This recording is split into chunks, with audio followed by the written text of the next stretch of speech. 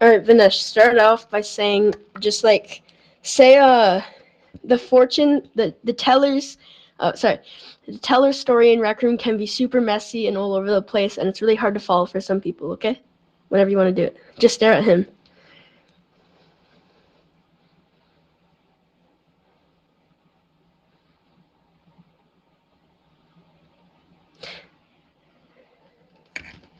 Anything else? Just like you can improv it. Like I'll just cut out all the parts that like of us just talking.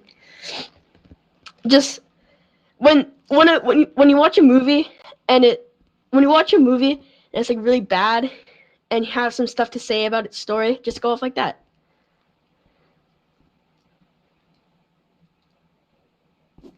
Fuck you. Okay. Fuck, I forgot the other one. Oh. The invasion was. Oh my god, I can't speak right now. Jesus, okay. The invasion started off as a little experiment to see if players. I keep messing it up. Okay. First, Invasion started out as an early access tool given to some people. It wasn't called Invasion. It was just a little thing where it was the exact same layout as Invasion and had everything like Invasion, just without the games, the collectibles, everything like that, and there wasn't no special items. So the Invasion ended up collecting a story around Invasion 2 or 1.5. But really, I know that there's supposed to be a story, I think, but it's just super messy. I mean, they're throwing in random stuff everywhere, trying to make it about space and robots. I just can't follow along. Alright. Gotta get my hair out of here. Keep looking at him. Look at him. Look at his outfit. He's got a flower in his head. Alright. Okay.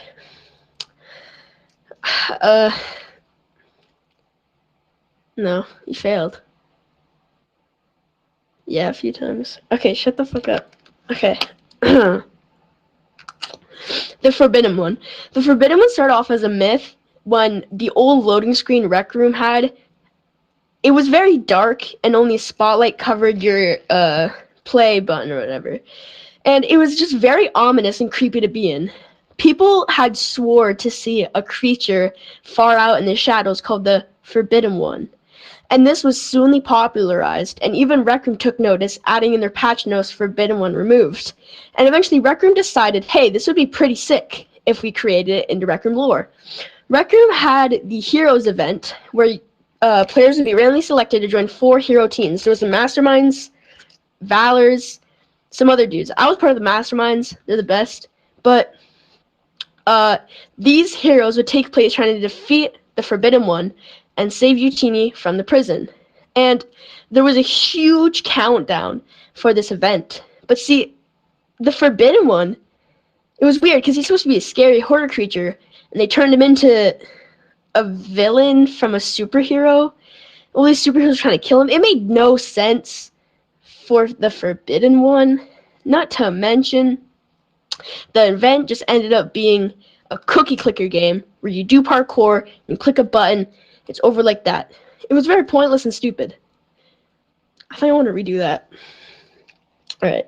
The Forbidden One's lore is one that actually used to scare me a lot. So, in the old... Oh my... Shut the fuck up. I can hear you on my YouTube.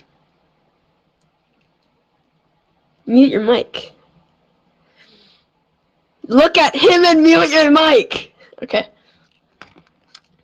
The Forbidden One. The Forbidden One's lore was very interesting, to say the least. So, when Rec Room was a bit older, they had this loading screen, or loading area, like how we have now with the grassy patch in the landscape.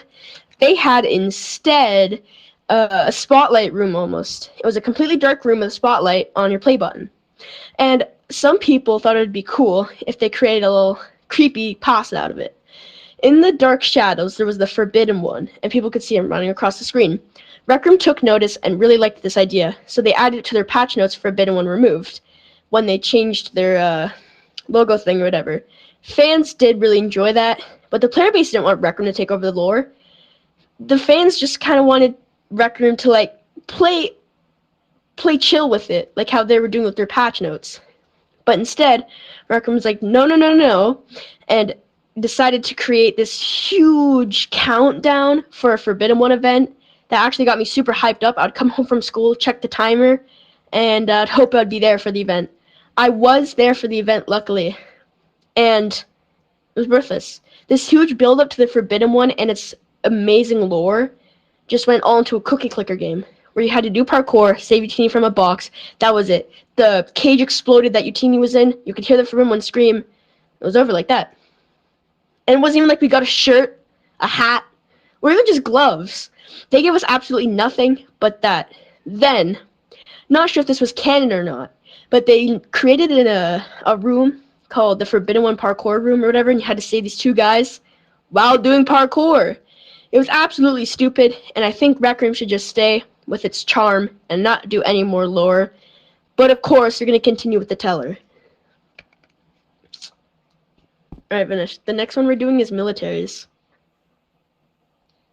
I'm going to go watch the recordings and stop it, so you can just watch whatever you want. Well, gone.